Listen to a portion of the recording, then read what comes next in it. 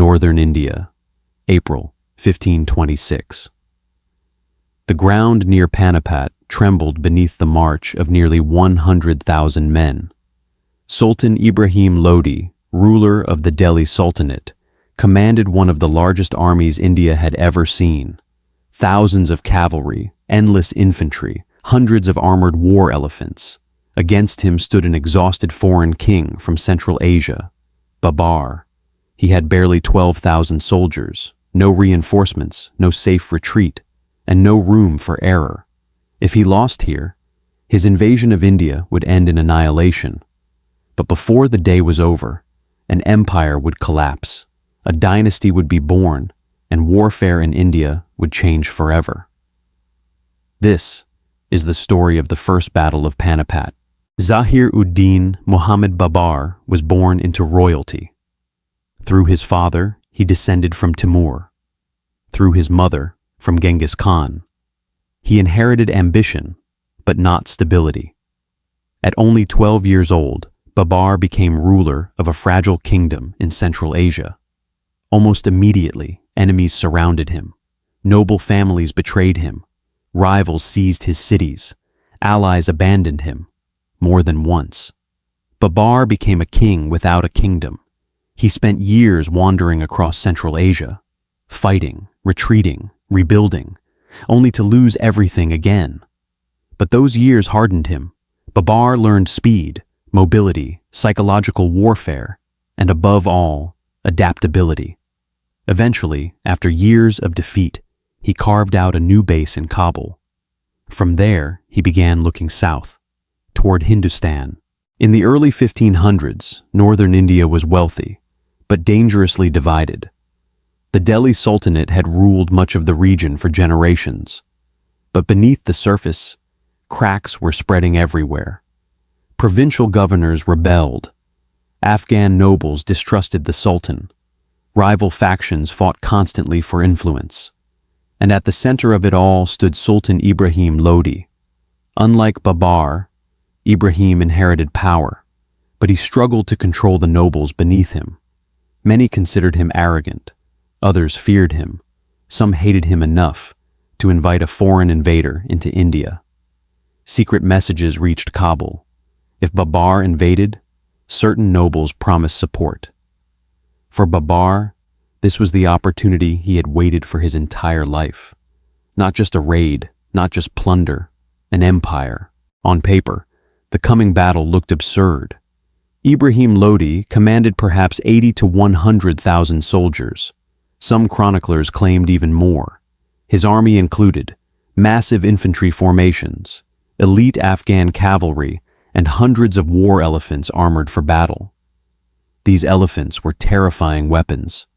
They could crush infantry lines, shatter cavalry charges, and spread panic instantly. Many enemy armies broke before the elephants even reached them.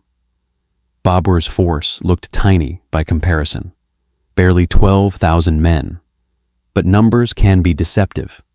Babur's army was built differently. His soldiers were battle-hardened veterans from the mountains and plains of Central Asia. They specialized in speed and discipline. Most importantly, Babur's cavalry could maneuver far faster than traditional Indian armies. But his greatest advantage was something even more dangerous. Gunpowder.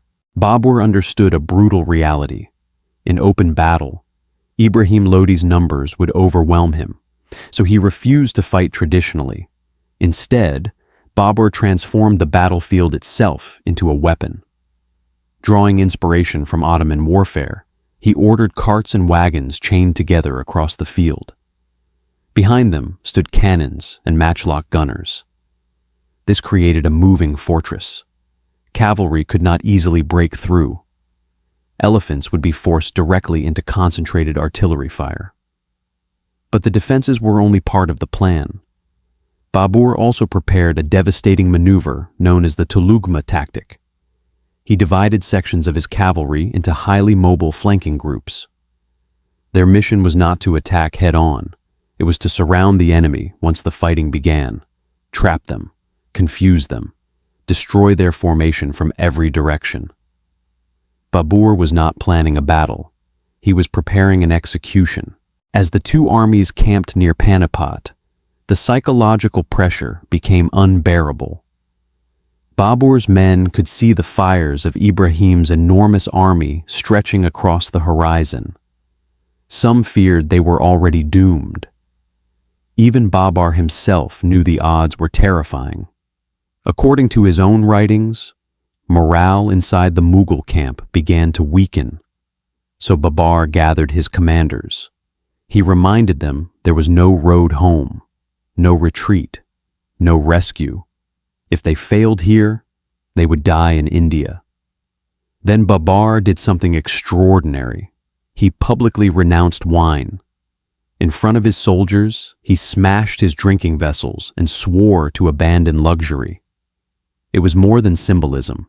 It was psychological warfare against fear itself. Babur was transforming the battle into something larger than survival. Destiny. On the morning of April 21st, 1526, the battlefield awoke beneath clouds of dust and smoke. Ibrahim Lodi finally advanced. His gigantic army surged forward.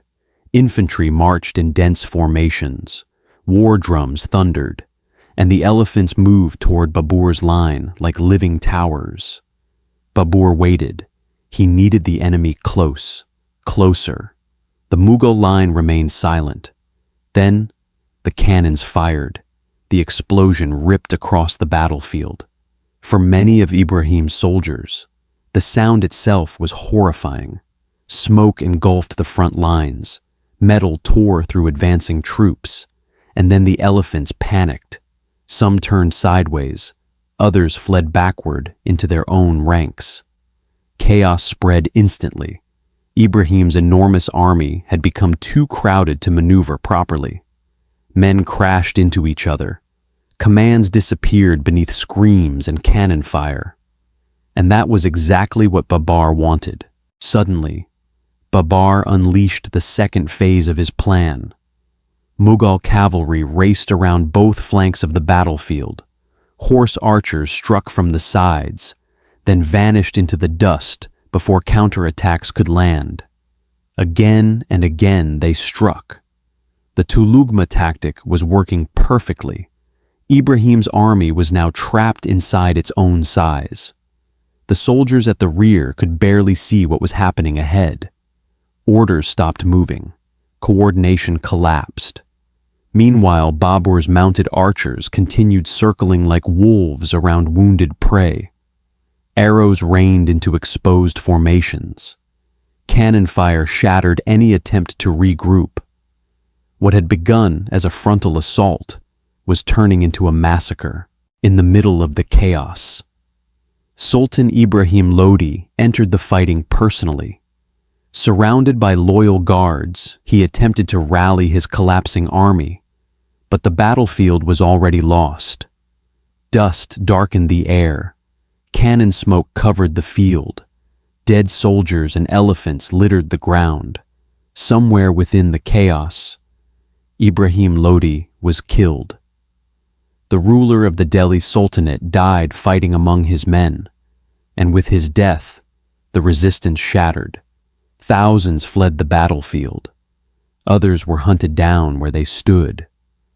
By sunset, one of India's greatest kingdoms had collapsed. Against impossible odds, Babur had achieved total victory. A force of barely 12,000 men had destroyed a kingdom many believed undefeatable. But Panipat was more than a battle. It marked the birth of the Mughal Empire. Over the next centuries, Babur's descendants would dominate much of the Indian subcontinent. They would build legendary cities, command immense wealth, and create monuments that still define history today. All of it began on a dusty plain near Panipat, but conquering India would not be easy. Soon, Babur would face even greater enemies, and the next battle would decide whether the Mughal Empire survived or vanished before it truly began. Subscribe to Crescent and Steel and march through history with us.